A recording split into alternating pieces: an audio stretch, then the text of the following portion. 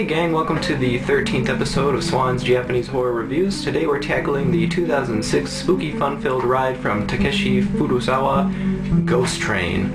I guess before we start the review, I'm actually going to apologize for the amount of time it's taken to get this one up.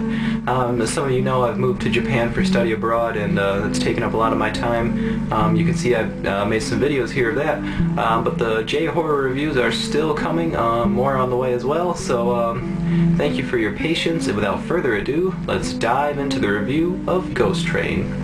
The story of Ghost Train revolves around two sisters, Nana and her little sister Noriko. Now one day Noriko finds this strange train pass at a station, and she picks it up and takes it home.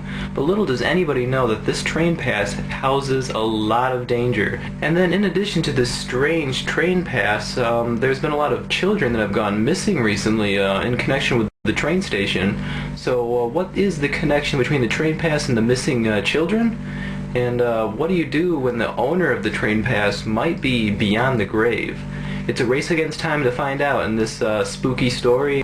The thing with Ghost Train is that it's very much in tone with a lot of the recent J-horror, and it doesn't offer too much material that's new to the genre. Although there are a few jumpy scenes here and there, and it actually made me jump in one of them, and the ending is a little bit unexpected. By and large, you're going to be feeling a lot of deja vu to other older and, well, better films. This one reminds me a lot of the Ju-on, The Grudge, and I even get a little bit of One Missed Call and Dark Water thrown in there, just because of the relationships between some of the characters and some of the, you know, the actual chills and spills, I suppose. But yeah, I mean, there's not too much new in this one. That's not to say it's a bad movie. It's not. It's actually, you know, an enjoyable movie to watch. You know, you get a bowl of popcorn, you watch it, it's a solid evening. But there's just not too much new in it. But, you know, I mean, the film has some other merits. I mean, the locations set on the trains and the train stations is very unique and very different from a lot of the other J-horror films that seem to take place in, you know, houses or other, you know, spooky locations.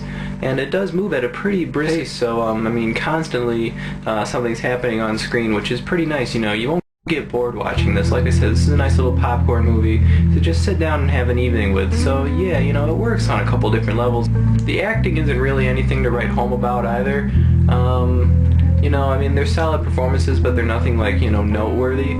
The DVD does come with an English dub, but the English dub takes some liberties with the script, and it kind of modernizes it with some slang and other such things. So I wouldn't really 100% recommend watching that one, unless, you know, you really like English dubs, which is fine. I'd go with the Japanese language track, which sounds good. Sounds a lot better in my ears. So yeah, you know, it's an alright performance. In addition to the English dub, the DVD also features a commentary with English voice actors. ADV, who released the DVD, did a pretty nice job with some extras. You know, in addition to the English dub, the commentary, you've got a little making of, you've got some of the Japanese trailers for the film, and you've got trailers for other ADV titles, and, you know, so it's pretty nice, you know, pretty solid DVD. It's got, you know, nice features. As far as ratings go for this one, I'd give the film and the DVD a 6 out of 10, so it's slightly above average.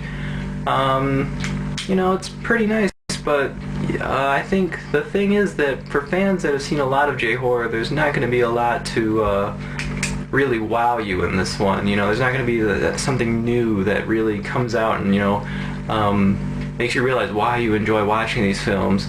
Instead, you know, it's just, you know, it's okay, it's pretty good, but nothing, you know, extraordinary.